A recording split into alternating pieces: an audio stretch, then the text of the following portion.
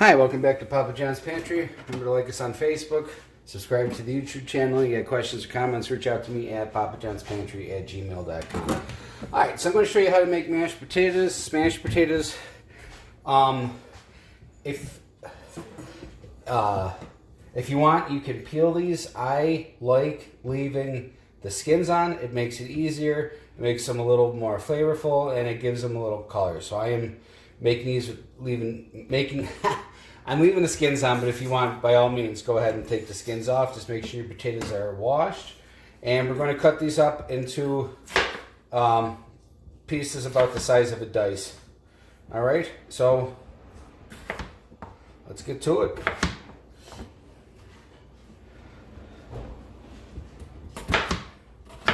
All right, so you don't have to watch me cut all these potatoes. We're gonna, about the size of a plain dice, about, a little bit bigger. All right, we're gonna boil these down, and I'll see you once I'm done cutting all these potatoes up. Now with these, you don't need to be so careful about keeping them all the same size like you would, say, for a potato salad, where in a potato salad you really wouldn't want the potatoes to mash up. These, you can leave them all different shapes and sizes, and because they're gonna get smushed. So, all right, I'll see you when I'm all done with these. And so how come? So I'm cooking for some people tonight. So basically, one baked potatoes, a big baker potato per person, which once cut up or mashed or whatever, it's about 8 ounces. So you want about a cup of potatoes per person. If you're you had to guess on how much stuff to bring to a party, or if you're making mashed potatoes here for Thanksgiving, a cup per person. All right, almost done cutting these up. All right, so the potatoes are just covered with water. We're gonna put them on a medium flame, and I'll meet you when they're almost done cooking. All right, so for those of you watching with the smashed potatoes, all right, so we're just about ready to boil. Once they do start to boil, they're gonna boil for about 10 minutes. Okay, at a nice heavy boil, nice rapid boil. So I will see you at the end of the 10 minutes of boiling. All right, welcome back to mashed potatoes. We're moving you around the stovetop a little bit. These mashed potatoes are part of my beef stew recipe. Well, they're not part of the recipe. I'm serving the beef stew recipe over these mashed potatoes. So these still aren't quite done yet. The fork there's a little resistance. I'm going to give these about 5 more minutes to boil. Once you would, you want the fork to easily go in these, because we're going to be mashing them up by hand. All right, I will see you in a couple of minutes. Alrighty, welcome back. So the fork's easily going through these without a lot of resistance. These are done.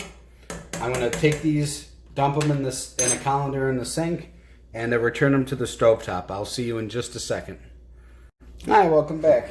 So this was a whole 5-pound bag of mashed potato, a whole 5-pound bag of white potatoes that I boiled up. So for those of you that absolutely need a recipe, this is going to be one of those things you're going to have to trust yourself. How much butter and how much milk is how you want it to taste. So start by just mashing the potatoes, and then add butter to your liking. Add salt and pepper to your liking, or the adobo, to your liking, and as much milk. And there's a ton of stirring stuff. You can use heavy cream instead of milk. You can use sour cream instead of milk. You could add chives, garlic powder, bacon bits, cheddar cheese, and how much and that is where you can take this potatoes and butter and turn it into your own thing. Maybe you make loaded baked potatoes, and you put chives, bacon, sour cream, and cheese all in there. So I'm just showing you how to get going. So this was a 5-pound bag of potatoes. It's getting a whole stick of butter and 2 cups of milk. And it's going to get 2 tablespoons of adobo.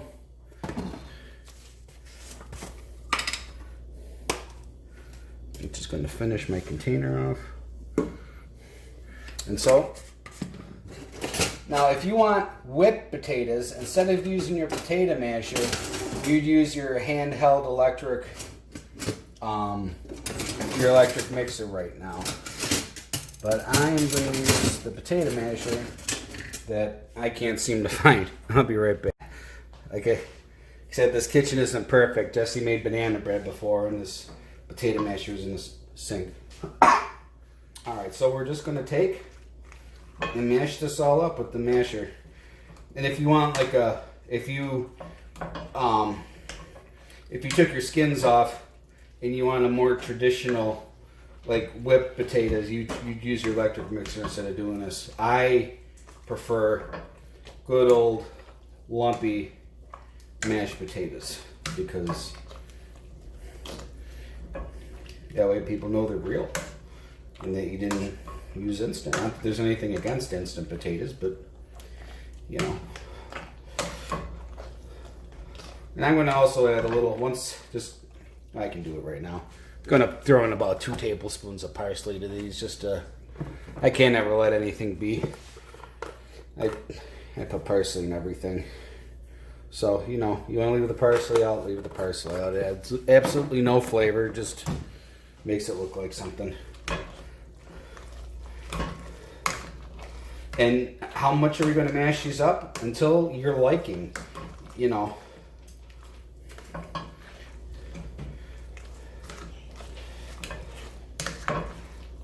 I'm just going to mash them till they're all uniform. 1, till the butter's all mashed in, and 2, they're, you know, that's a uniform consistency.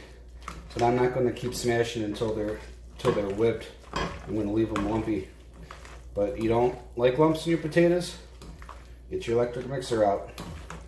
Do it on low because this is hot and you don't need to get the whole front of your shirt all full of hot potatoes and get a burned front. Alright, and that is how you make smashed potatoes. Mashed potatoes, like I said, stirring ideas are, you know, you could use dried onions, shallots, scallions, green onions, sour cream, bacon bits, cheddar cheese, any kind of cheese. Of the cheddar cheeses, I wouldn't use a mozzarella. It would taste kind of weird. You know, garlic.